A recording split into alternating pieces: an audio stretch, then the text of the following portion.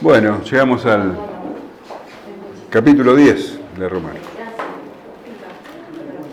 Y siempre hacemos un pequeño repaso. Entendemos la intención de Pablo al escribir esta carta. Vemos cómo en los primeros capítulos nos habla de la condición del hombre, que estamos todos bajo pecado. Vemos la solución de Dios a esa condición humana. El hombre no se puede salvar a sí mismo, necesita la salvación que viene de Dios, la justificación que viene de Dios, y esto es por medio de la fe en Jesucristo. Pura gracia, no hay nada en nosotros que podamos aportar a nuestra salvación salvo nuestro pecado. Entonces, los siguientes capítulos, del capítulo 3:20 en adelante, Pablo nos va a hablar de esa justificación por la fe y de las consecuencias de esa justificación en nuestras vidas, de la paz que produce, la seguridad y la santificación, que es un proceso mediante el cual el creyente va separándose del pecado y pareciéndose cada vez más a Cristo en su carácter. Pero esto no es algo que podemos hacerlo por nuestra cuenta, porque tenemos un enemigo muy fuerte que somos nosotros mismos, nuestro viejo hombre, la carne. Entonces Pablo da gracias a Dios por Jesucristo y vemos que nosotros podemos dejar el pecado, porque el pecado ya no es nuestro amo, porque nosotros estamos en el Espíritu. Tenemos el Espíritu Santo, eso nos da la convicción de que somos hijos de Dios. Tenemos la esperanza en un futuro glorioso que no se puede comparar con este tiempo, con la aflicción del tiempo presente.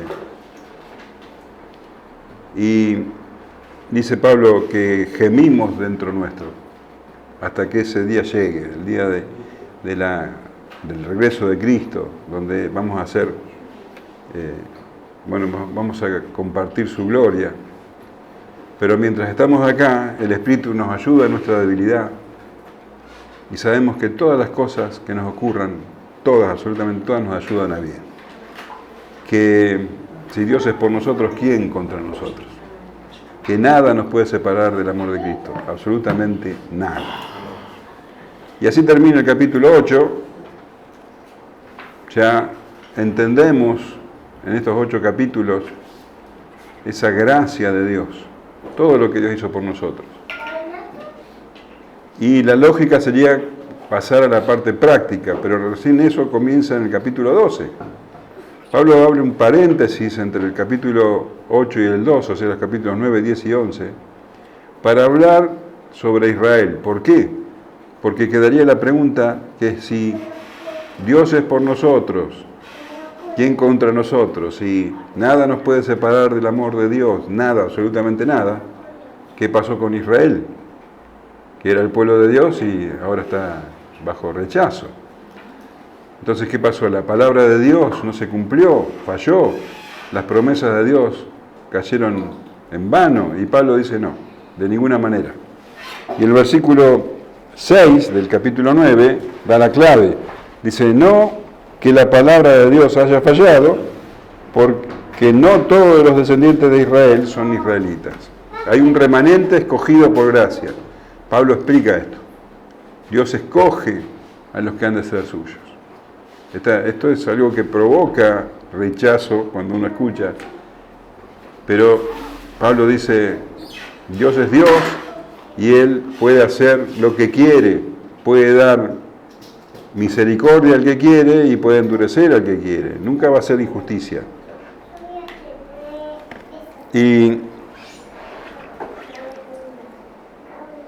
comenzamos ahora el capítulo 10, pero ustedes saben que la división de los capítulos es algo que se hizo mucho tiempo después de que la Biblia fue escrita. Esto lo hizo una persona, un hombre. No es algo revelado por Dios la división de los capítulos. Entonces, sería mejor que el capítulo 10 comience 3 versículos antes. En el versículo 9:30.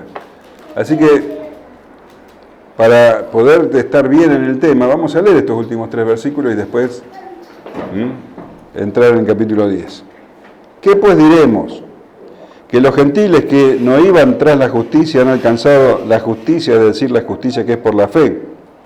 Mas Israel, que iba tras una ley de justicia, no la alcanzó. ¿Por qué? Porque iban tras ella, no por fe, sino por las obras de la ley, pues tropezaron en la piedra de tropiezo. Como está escrito, de aquí pongo en Sión, piedra de tropiezo y roca de caída, y el que creyere en él no será avergonzado. Habla de las 2 clases de justicia. Israel iba tras la justicia por las obras, por la ley, mientras que los gentiles encontraron la justicia siendo que no la buscaban. Pablo hace una especie de semejanza con una carrera pedestre. Tenemos los 2 competidores, Israel y los gentiles, y todos pensaríamos que el que más se esfuerza llegaría a la meta, que es la justicia, pero es exactamente al revés. Israel, que se esfuerza a hacer obras para alcanzar la justicia, tropieza con la piedra de tropiezo que es Jesucristo. En cambio, los gentiles, que nunca buscaron la justicia, la encontraron por medio de la fe en Jesucristo. Así que bueno, ahora vamos a leer los primeros 13 versículos del capítulo 10. Sigue entonces con el tema de las 2 justicias. Hermanos, ciertamente el anhelo de mi corazón y mi oración a Dios por Israel es para salvación, porque yo les doy testimonio de que tienen celo de Dios, pero no conforme a ciencia, porque ignorando la justicia de Dios y procurando establecer la suya propia, no se han sujetado a la justicia de Dios, porque el fin de la ley es Cristo, para justicia a todo aquel que cree. Porque de la justicia que es por la ley, Moisés escribe así: el hombre que haga estas cosas vivirá por ellas. Pero la justicia que es por la fe dice así: no digas en tu corazón quién subirá al cielo, esto es, para traer abajo a Cristo, o quién descenderá al abismo, esto es, para hacer subir a Cristo de entre los muertos. Mas, ¿qué dice? Cerca de ti está la palabra, en tu boca y en tu corazón. Esta es la palabra de fe que predicamos.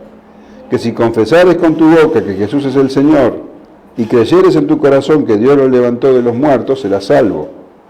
Porque con el corazón se cree para justicia, pero con la boca se confiesa para salvación. Pues la Escritura dice: todo aquel que en él creyere no será avergonzado.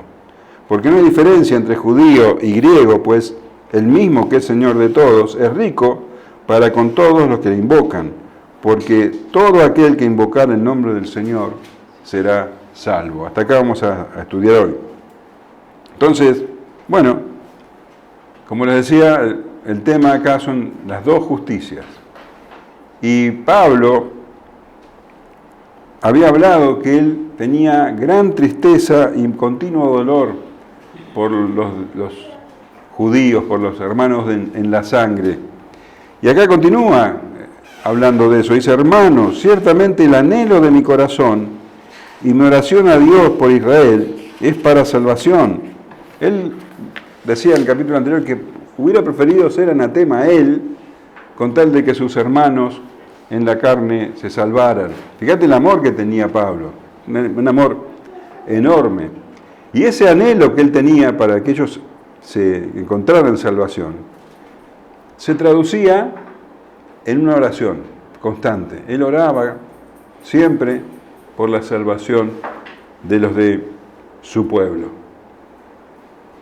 El anhelo de tu corazón te lleva a orar.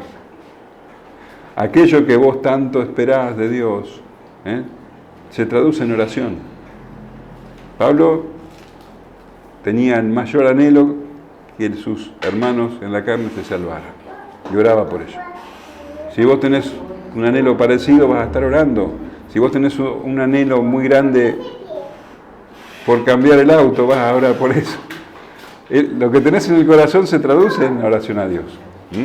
Ahora, nosotros podemos entender ese amor que tenía Pablo por sus parientes en la carne.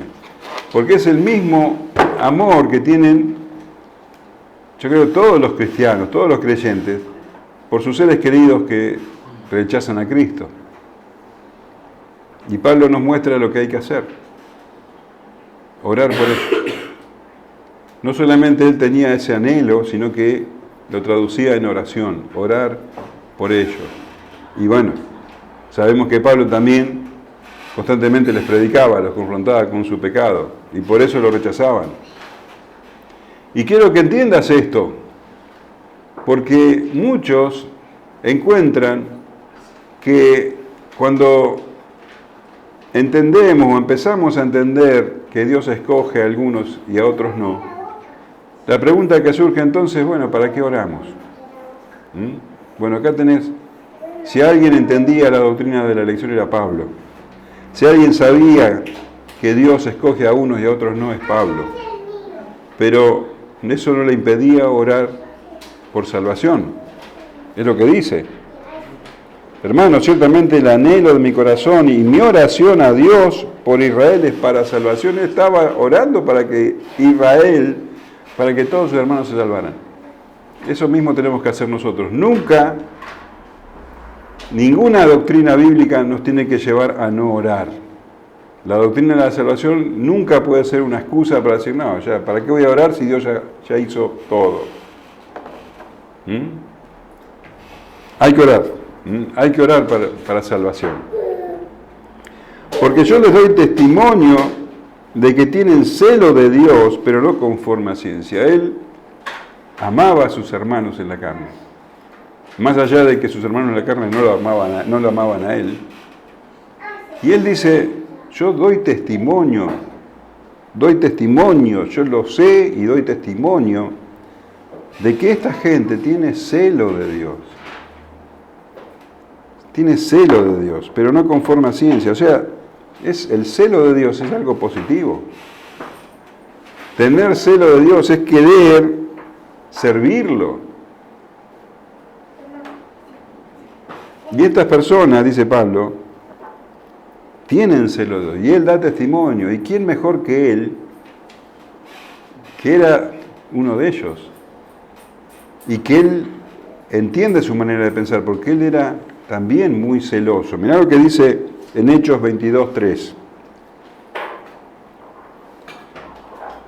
Yo de cierto soy judío, nacido en Tarso de Cilicia, pero criado en esta ciudad, instruido a los pies de Gamaliel, estrictamente conforme a la ley de nuestros padres, celoso de Dios, como hoy lo sois todos vosotros. Él los entendía. Él era así. En Gálatas 1:14 él escribe, y en el judaísmo aventajaba a muchos de mis contemporáneos en mi nación, siendo mucho más celoso de las tradiciones de mis padres.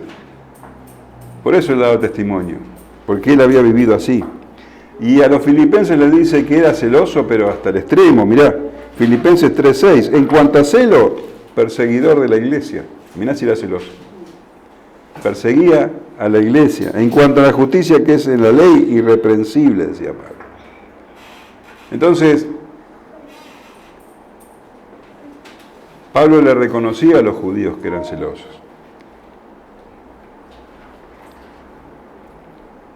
Pero tenía un problema, dice, que era un celo sin ciencia, un celo sin conocimiento. Fíjate, te voy a leer lo que dice William Barclay sobre este deseo ardiente que tenían los judíos. Dice, la religión judía estaba basada en una obediencia meticulosa a la ley. Ahora bien, está claro que esa obediencia solo se la podía proponer a alguien que tomara la religión totalmente en serio. No era nada fácil. En muchas ocasiones llegaría a graves inconvenientes y haría la vida sumamente incómoda. Tomemos, por ejemplo, la ley del sábado. Se establecía exactamente la distancia máxima que se podía andar, que se podía caminar. Se prohibía llevar una carga superior al peso de 2 higos secos. Se prohibía cocinar en sábado. Se fijaban los medios para evitar que un enfermo se pusiera peor, pero se prohibía curarle. Todavía hoy día hay judíos ortodoxos estrictos que no encienden ni apagan una luz en sábado. Algunas familias judías acomodadas emplean a criados gentiles para que hagan las cosas imprescindibles los sábados, aunque según Éxodo 20:10 y Deuteronomio 5:14, la ley del sábado obligaba igualmente a los siervos y a los forasteros gentiles. ¿Te das cuenta? Pensá un poco. Imagínate que vos sos un judío celoso de la ley y tu hijo se accidenta en sábado. Vos vas a detenerle el sangrado, vas a hacer, lo posible para que permanezca con vida, pero no lo vas a curar. Imagínate eso, no vas a hacer nada, no vas a llamar al médico.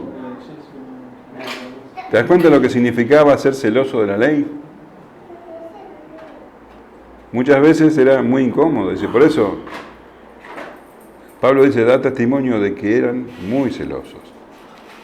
Y también William Barclay da un ejemplo. Dice, en el cuarto libro de los Macabeos se relata un accidente sorprendente. Llevaron al sacerdote Eleazar ante Antíoco Epifanes, que se había propuesto acabar con la religión judía. Antíoco le mandó a Eleazar que comiera cerdo. El anciano sacerdote rehusó, ni aunque me saque los ojos o me abrace las entrañas, nosotros, oh Antíoco, que vivimos bajo la ley divina, no admitimos ninguna obligación por encima de la obediencia a la ley. Si tenía que morir, sus antepasados la recibían santo y puro. Dio orden de que le apalearan, le rasgaron la carne con látigos hasta que chorreaba sangre por todo el cuerpo y las heridas le cubrían los costados. Cayó y un soldado le dio de patadas. Al final, los soldados se compadecieron de él y le trajeron carne que no era de cerdo y le dijeron que la comiera y dijera que había comido cerdo. Se negó. Por último, le mataron. Muero de feroces tormentos por amor a la ley, dijo en oración a Dios. Resistió, añade el narrador, hasta la agonía de la muerte por causa de la ley. Y pregunta el autor, ¿y por qué todo esto? Para no comer cerdo. Parece mentira que alguien esté dispuesto a morir así por una ley así, pero los judíos estaban dispuestos. No cabe duda que tenían celo por la ley. No se puede decir que no tomaran absolutamente en serio su religión. Eso es celo. Celo por la ley. Morir por no comer cerdo. Vos fíjate. Y el problema, como te decía, es que el celo no es conforme a ciencia. El celo que ellos tenían no es conforme a ciencia. El celo es algo bueno, pero el celo no conforme a ciencia, ese sí que es un celo malo. Porque ciencia quiere decir conocimiento. Ciencia quiere decir conforme a lo que Dios ha revelado. Dios ha establecido la manera en que quiere que le sirvan. Y los judíos la servían a su manera de pensar. Eran celosos. El Señor Jesús habló de esto a los discípulos. En Juan 16:2 dice, os expulsarán de las sinagogas y aún viene la hora que cuando cualquiera que os mate pensará que rinde servicio a Dios. Y harán esto porque no conocen al Padre. Celo no conforme a ciencia. Entonces, el celo sin conocimiento es algo peligroso. ¿Sabes cómo se llama? Fanatismo religioso. El conocimiento es algo bueno. El conocimiento, entender la palabra. Pero el conocimiento sin celo es algo malo. Dice en 1 Corintios 8:1, el conocimiento envanece, pero el amor edifica. Entonces, lo que debemos tener es celo y ciencia, conocimiento y celo. Y bueno, y tenemos a la iglesia evangélica de hoy, en su inmensa mayoría tiene este problema. Todas las religiones tienen este problema. Celo sin conocimiento, sin ciencia. La iglesia evangélica también cae en ese rubro. Tienen celo por Dios, pero no conforme a lo que Dios han revelado, no buscan la voluntad de Dios. Establecen ellos, según sus pensamientos, según su idea, según lo que le dicen los líderes, los pastores. Entonces tienen celo para llenar la iglesia de gente, tienen celo, no sé, por multiplicar los lugares de adoración, se dejan manipular con música que provoca emociones y con revelaciones que son producto de la carne, ¿no? Profecías y cosas así. Falta de conocimiento. Entonces, el celo es otro problema de la iglesia evangélica. Por un lado está eso, por otro lado están los que son parecidos a los judíos, obras, obras, obras, sin amor, sin amor. Y eso es tan malo como lo otro. Entonces, el celo sin amor envanece. El conocimiento sin amor envanece. Las dos cosas.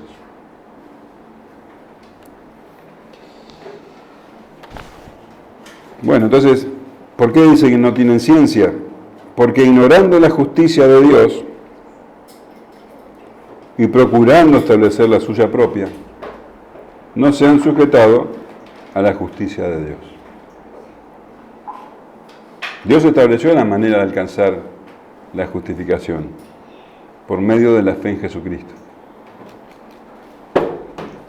Para los judíos es tropezadero, tropezaron con la piedra de tropiezo. En Romanos 3:21 decía, pero ahora, aparte de la ley, se ha manifestado la justicia de Dios, testificada por la ley y por los profetas. La justicia de Dios por medio de la fe en Jesucristo, para todos los que creen en Él, porque no hay diferencia. Ellos ignoraron la justicia de Dios, la desecharon para establecer la suya propia, basada en obras. Y Pablo había escrito en el versículo 3:20 anterior, ya que por las obras de la ley ningún ser humano será justificado delante de Él, porque por medio de la ley es el conocimiento del pecado. Bueno, las personas tienen una manera de pensar parecida. La gente dice, bueno, Dios me conoce, yo tengo mi propia relación con Dios. Vos le vas a decir la verdad y le vas a decir, bueno, no, yo no quiero eso que vos me decís. Yo quiero mi propia relación. Dios conoce mi corazón. Lo que no saben es que ahí está el problema, que Dios conoce el corazón. Y el corazón del hombre es perverso, es engañoso. Y nunca el corazón humano va a poder, por más que se esfuerce, alcanzar la justicia de Dios. Dice Pablo en Romanos 8:7, por cuanto los designios de la carne son enemistad contra Dios, porque no se sujetan a la ley de Dios ni tampoco pueden, y los que viven según la carne no pueden agradar a Dios. Entonces, las personas, conforme a su carne, pueden decir, bueno, yo para agradar a Dios voy a ir de rodillas 5 kilómetros hasta, no sé, hasta el monte de no sé qué. O voy a prender 10 velas cada noche. O voy a orar 5 horas. O voy a ayunar. O voy a ofrendar mucho. Y todas estas cosas no van a hacer que Dios se impresione. Entonces yo puedo orar porque quiero tener una relación íntima con Dios. Yo puedo ofrendar porque estoy agradecido. Pero nunca voy a hacer esas cosas para ganar la salvación y el favor de Dios. El Señor Jesús le dice a los fariseos en Mateo 15:7, hipócritas, bien profetizó de vosotros Isaías cuando dijo, este pueblo de labios me honra, mas su corazón está lejos de mí, pues en vano me honran, enseñando como doctrinas mandamientos de hombres. Entonces, la única manera de alcanzar la justificación es por medio de lo que Dios estableció, que es Jesucristo. Para eso vino Jesucristo al mundo. Y justamente en el versículo 4 dice Pablo, porque el fin de la ley es Cristo para justicia de todo aquel que cree. La ley fue dada al hombre para que sea consciente de su pecado. Y la meta de la ley es Jesucristo. Y es el fin de la ley. Jesucristo es todo. Jesucristo cuando vino cumplió con toda la ley, pero es más que eso. Jesucristo es la meta de la ley. Él revela el verdadero significado de la ley. Y el verdadero significado de la ley es el amor. Es el amor verdadero. En capítulo 13 de Romanos, versículo 10, dice, el amor no hace mal al prójimo, así que el cumplimiento de la ley es el amor. Bueno, en el Nuevo Testamento dice Deuteronomio 6:5, y amarás a Jehová tu Dios con todo tu corazón y de toda tu alma y con todas tus fuerzas. Y en Levítico 19:18 dice, no te vengarás ni guardarás rencor a los hijos de tu pueblo, sino amarás a tu prójimo como a ti mismo, yo Jehová. Amar a Dios por encima de todo y al prójimo como a uno mismo. Y el Señor Jesús declaró que estos son los dos principales mandamientos. En Mateo 22:37 dice, amarás al Señor tu Dios con todo tu corazón y con toda tu alma y con toda tu mente. Este es el primero y grande mandamiento. El segundo es semejante, amarás a tu prójimo como a ti mismo. De estos dos mandamientos depende toda la ley y los profetas.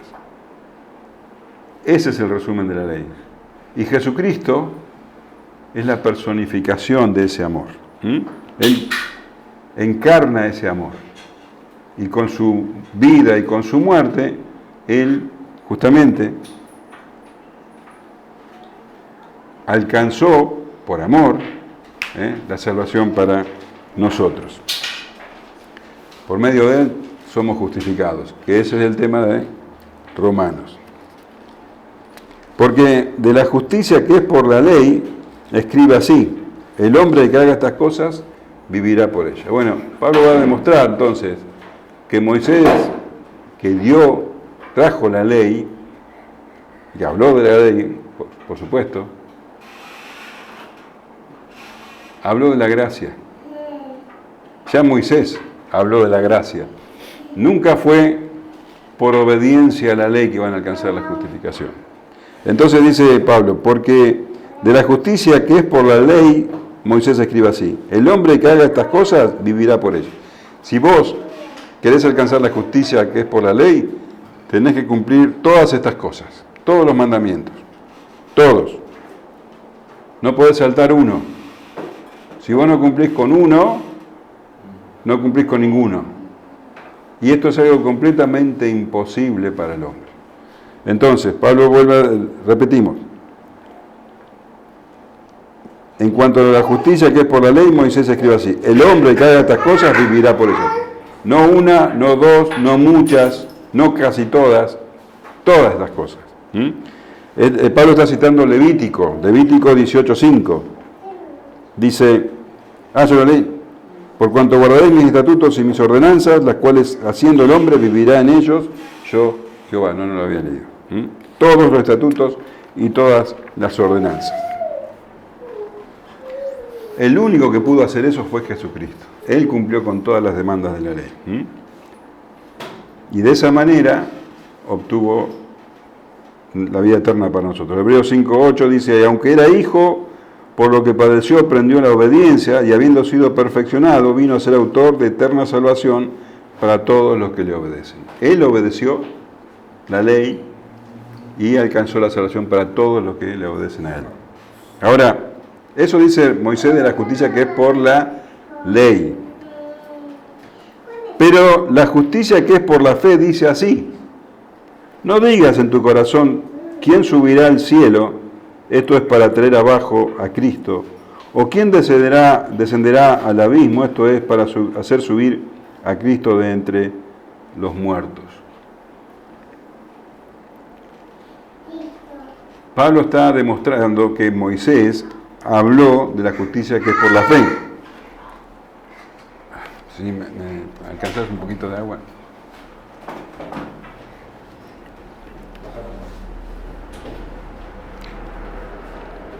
Esto que Pablo cita, lo dice en un contexto, Moisés, bien claro. Él había hablado que, seguro te acordás, Deuteronomio 27:9 al 26, habla de que el que obedeciera todas esas cosas, el que no obedeciera iba a tener maldición, y el que obedeciera iba a tener bendición. ¿Se acuerdan? Ahora, después de haber dicho eso, gracias, después de haber dicho que los que obedecían eran bendecidos y los que no obedecían eran maldecidos, dice Moisés esto que Pablo cita, te lo voy a leer en Deuteronomio 30:11. Porque este mandamiento que yo te ordeno hoy no es demasiado difícil para ti ni está lejos. No está en el cielo para que digas, ¿quién subirá por nosotros al cielo y nos lo traerá y nos lo hará oír para que lo cumplamos? Ni está al otro lado del mar para que digas, ¿quién pasará por nosotros el mar para que nos los traiga y nos los haga oír a fin de que lo cumplamos? Entonces, lo que le está diciendo Moisés al pueblo es que Dios no pide nada imposible, nada que no puedan hacer. Está hablando que la ley fue dada en un contexto de gracia. El pueblo de Israel no entró en la tierra prometida por su justicia, por haber sido obediente. Entró a la tierra prometida por gracia de Dios. Y mirá lo que dice Deuteronomio 9:4. Nunca fue por las obras, siempre fue por gracia. No pienses en tu corazón cuando Jehová tu Dios los has echado delante de ti diciendo, por mi justicia me ha traído Jehová a poseer esta tierra, pues por la impiedad de estas naciones Jehová las arrojó de delante de ti. No por tu justicia ni por la rectitud de tu corazón entras a poseer la tierra de ellos, sino por la impiedad de estas naciones Jehová tu Dios las arroja delante de ti para confirmar la palabra que Jehová juró a tus padres Abraham, Isaac y Jacob. Por tanto, sabe que no es por tu justicia que Jehová tu Dios te da esta buena tierra para tomarla, porque pueblo duro de servir eres tú. ¿Ellos entraron por obras a la tierra prometida? No, porque era un pueblo duro, por gracia. Y así como el pueblo de Israel entró en la tierra prometida por gracia, la salvación hoy es por gracia. Se entra a la vida eterna por gracia. Nadie debe pensar que es por hacer grandes hazañas. Entonces, eso es lo que pregunta Pablo. Dios ya hizo lo que para nosotros es imposible. Vos no tenés que subir al cielo, ni tenés que descender al abismo. No podés subir al cielo para traer a Cristo, ni descender al abismo para hacerlo subir a Cristo. No tenés que hacer cosas imposibles. Dios hizo lo imposible. Dios hizo descender a Cristo a la tierra y lo hizo subir al cielo en la resurrección. Lo que nosotros hagamos para cumplir con la obra de Dios, con la obra de Cristo, es ofensivo para Dios. No podemos hacer nada. ¿Se entiende? No digas en tu corazón que voy a hacer esto y que voy a hacer lo otro, porque no sirve de nada. Los judíos tenían esa idea equivocada y estaban cargados. Recién leíamos lo que significaba para ellos cumplir la ley, lo que significa aún hoy. Por eso entendemos ahora lo que el Señor quiere decir con ese llamado maravilloso de Mateo 11:28. El Señor les dice, venid a mí todos los que estáis trabajados y cargados, y yo os haré descansar. Llevad mi yugo sobre vosotros y aprended de mí que soy manso y humilde de corazón, y hallaréis descanso para vuestras almas, porque mi yugo es fácil y ligera mi carga. Los judíos pensaban que tenían que hacer grandes hazañas, lo cual es imposible. No se puede ayudar en la salvación. ¿Se entiende? ¿O no? ¿Sí? Pareció que predicas el domingo. Claro. Los discípulos decían, entonces ¿quién será salvo? ¿Quién será salvo? Es imposible para el hombre. Exactamente. Ya Dios lo hizo. ¿Qué vamos a hacer nosotros? ¿Vamos a hacer subir a Cristo? No, no podemos. Entonces, dice, ¿más qué dice? ¿Qué dice Moisés? Cerca de ti está la palabra, en tu boca y en tu corazón. Esta es la palabra de fe que predicamos. Está citando Deuteronomio 30:14. Porque muy cerca de ti está la palabra en tu boca y en tu corazón para que la cumplas. Entonces, esta es la palabra de fe que predicamos. La misma palabra que Moisés. La palabra del Antiguo Testamento y la palabra del Nuevo Testamento, esa es la palabra de fe. Y lo que se necesita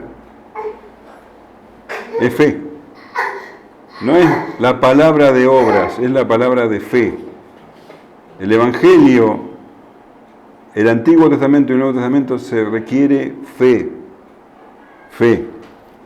Entonces,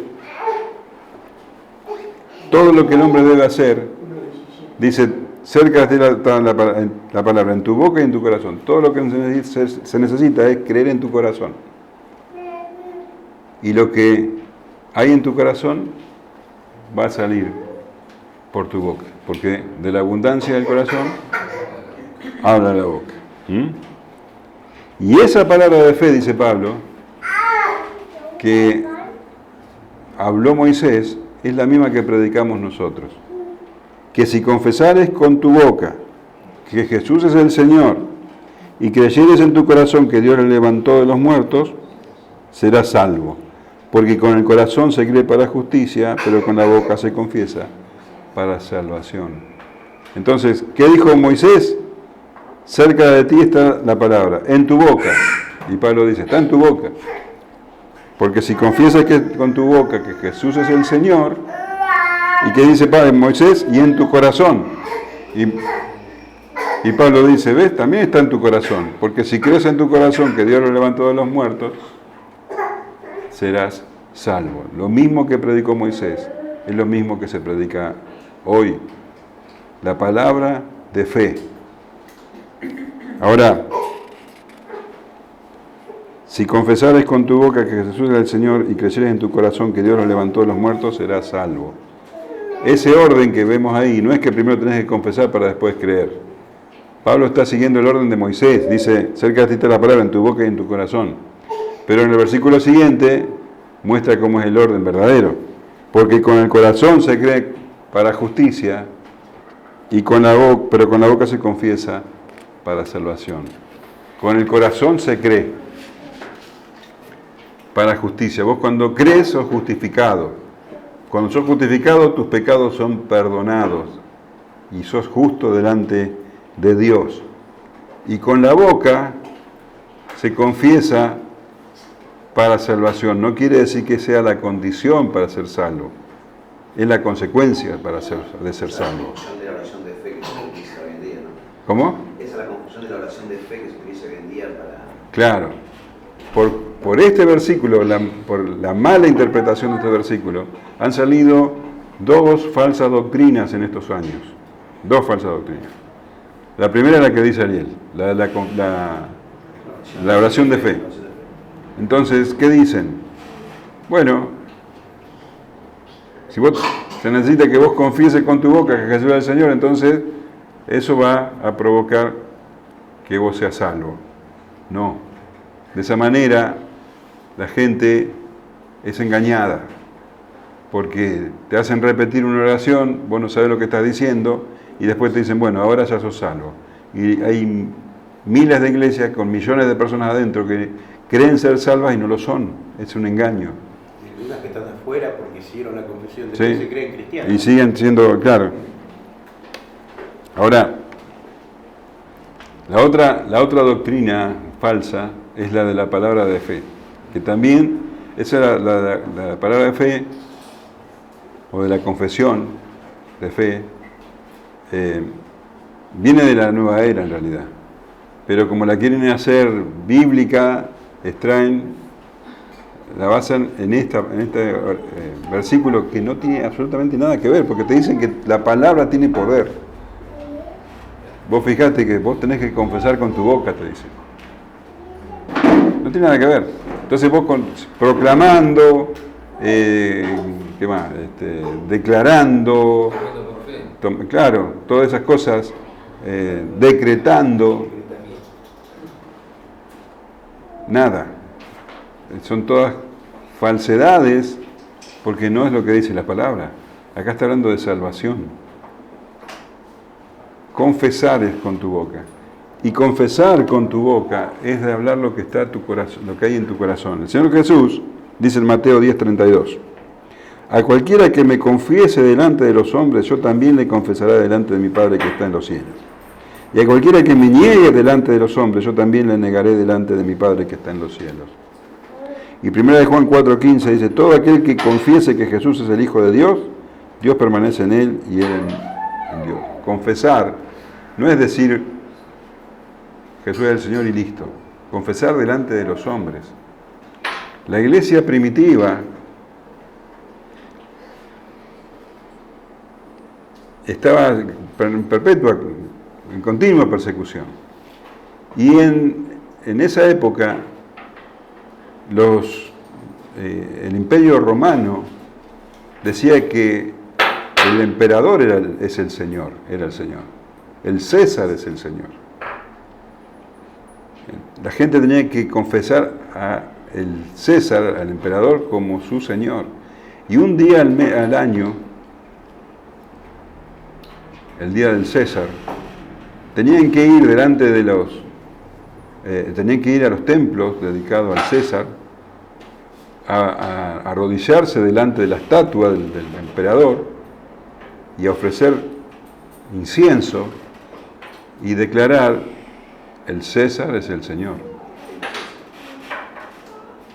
Y no había problema para nadie, toda la religión que haya lo hacía, todo el mundo lo hacía, excepto los cristianos, porque los cristianos nunca iban a confesar a otro Señor que Jesucristo. Los cristianos decían: Jesús es el Señor, y por eso eran perseguidos. No aceptaban otro Señor que Jesucristo.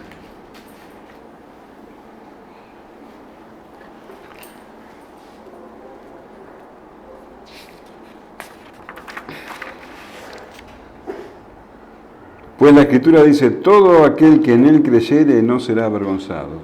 Se trata de creer, no se trata de hacer obras, no se trata de una justicia por obras, es por creer, es por fe. Todo aquel que creyere no será avergonzado. Pablo está citando siempre el Antiguo Testamento, acá cita Isaías. Isaías 28:16 dice: por tanto Jehová el Señor dice así: he aquí yo he puesto en Sión por fundamento una piedra probada, angular, preciosa, de cimiento estable. El que creyere no se apresure. Está hablando de Jesucristo. Y en vez de no se apresura, Pablo dice: no será avergonzado. Vos vas a creer en el Señor Jesús y nunca vas a ser avergonzado. Porque no hay diferencia, dice Pablo, entre judío y griego, pues el mismo que es Señor de todos es rico para con todos los que le invocan. Pablo está hablando de Israel, y esto que dice Pablo, no hay diferencia entre judío y griego, era terrible para los israelitas. Porque los israelitas se creían verdaderamente el pueblo de Dios. Y Pablo dice: no hay diferencia entre judío y griego, porque el mismo que es Señor de todos es rico para con todos los que le invocan. Se trata de creer, y no importa que vos seas judío, que seas griego, que sea rubio, que sea, no importa. Dios es Señor de todos. Muy difícil para los judíos. Dios no establece diferencia entre judío y griego. Y hoy día, llamativamente, una parte de la iglesia evangélica que se está, digamos, judaizando, creen que Dios tiene un favor especial por los judíos. Y esto viene por el dispensacionalismo, por el sionismo. Entonces ellos esperan que Dios tenga un trato especial aún cuando el Señor venga. Hay un pasaje que vamos a estudiar dentro de poco que dice que todo Israel será salvo. Y ellos dicen que va a llegar el día en que todos los judíos van a estar bien delante de Dios por el hecho de ser judíos. Que Dios tiene dos pueblos, los gentiles y los judíos. Bueno, vos fíjate que acá está diciendo claramente que no hay diferencia entre judío y gentil, pues el mismo que es Señor de todos es rico para con todos los que le invocan. Es Dios de todos los que le invocan. Y es rico, dice.